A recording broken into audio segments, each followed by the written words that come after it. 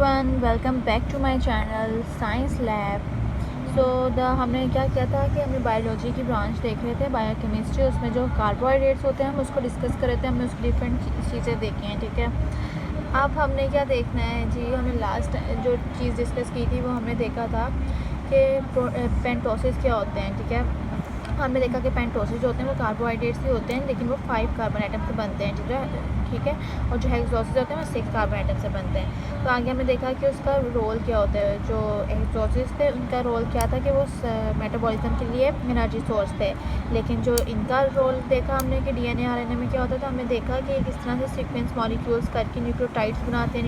फिर आगे न्यूक्लियोटाइड्स होते हैं वो पेंटोसिस के साथ बॉन्डिंग करके डीऑक्सीराइबोस बनाते हैं, जो फिर आगे फॉस्फेरिक एसिड और नाइट्रोजनस बेस के साथ मिल जाता है। तो ठीक है जी, अब हम आगे देखते हैं नेक्स्ट क्वेश्चन कि हमारे पास what are the main biological function of polysaccharides. सबसे पहले हम ये क्वेश्चन यहाँ पर राइट कर लेते हैं इसी स्टेटमेंट को, that what are the main biological functions of polysaccharides. ठीक है जी, हमने ये क्वेश्चन लिख लिया। यहाँ पे पॉलीसेक्राइड्स जो होते हैं वो क्या होते हैं कि हमने देखा था कि वो कार्बन ऐसे हाइड्रोजन बॉन्ड्स होते हैं, सिंपल कार्बोहाइड्रेट्स होते हैं that can not be broken down into different molecules. ठीक है, जो पॉलीसेक्राइड्स होते हैं उसका हम फंक्शन अब डिस्कस कर रहे हैं। जो पॉलीसेक्राइड्स होते हैं ना, वो क्या होता है, have an energy storage function. उनका जो फंक्शन होता है वो क्या होता है, एनर्जी को स्टोर करते हैं।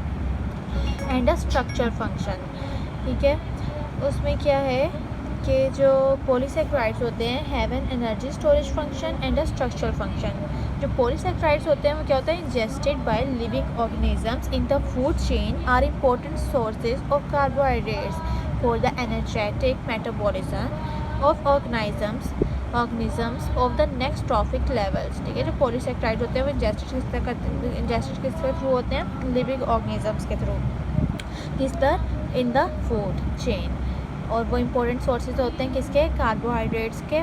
किस लिए, for the energetic metabolism of organisms of the next trophic levels.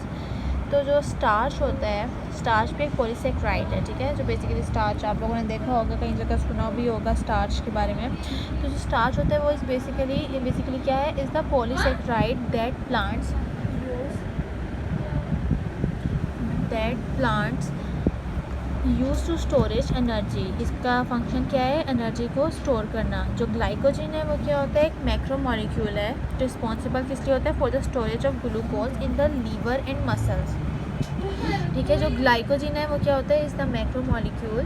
एक माइक्रो मॉलिक्यूल्स होते हैं, कुछ मैक्रो मॉलिक्यूल्स होते हैं। जो ग्लाइकोजन है वो हमारे पास है मैक्रो मॉलिक्यूल, और वो रिस्पॉन्सिबल होता है for the storage of glucose. ठीक है, जो ग्लूकोज की स्टोरेज होती है उसके लिए रिस्पॉन्सिबल होगा ग्लाइकोजन, जो मैक्रो मॉलिक्यूल है, और रिस्पॉन्सिबल होगा ग्लूकोज स्टोरेज के लिए। उसके बाद जो ये स्टोरेज ग्लूकोज की कहाँ होगी, in the liver and muscles. ठीक है, मसल्स और लीवर में जो है इस ग्लूकोज की स्टोरेज होगी। उसके बाद आता है चिटिन। चिटिन जो है वो क्या होता है, is a polysaccharide with structural functions and which composes of the exoskeleton of arthropods and the cell wall in fungi. ठीक है, ये चिटिन हमें देख लिया। हमने सबसे पहले क्या देखा, पॉलीसेक्राइड्स के एनर्जी स्टोरेज का फंक्शन होता है। फिर हमने ये देखा कि किस तरह फूड चेन में इंजेस्टेड किए जाते हैं ये एनर्जेटिक मेटाबॉलिज्म्स जो होते हैं, उसके लिए एनर्जी सोर्स देते हैं। फिर हमने देखा स्टार्च जो था वो पॉलीसेक्राइड होता है, जो यूज़ होता है किसमें, प्लांट में, टू स्टोर एनर्जी। फिर ग्लाइकोजन हमने देखा मैक्रोमोलिक्यूल था, रिस्पॉन्सिबल किस लिए था, storage of glucose in the liver and muscle. फिर हमने चिटिन देखा, वो पॉलीसेक्राइड किस लिए था, वो structural function which composes of the exoskeleton of arthropod and the cell wall in fungi. तो आई होप कि आपको ये सारा मेन फंक्शन जो है पॉलीसेक्राइड में समझ आ गया होगा। अगर आपको समझ आ गया तो please tap on the like button of this video and don't forget to subscribe Science Lab and keep connected. Thank you so much for watching this video.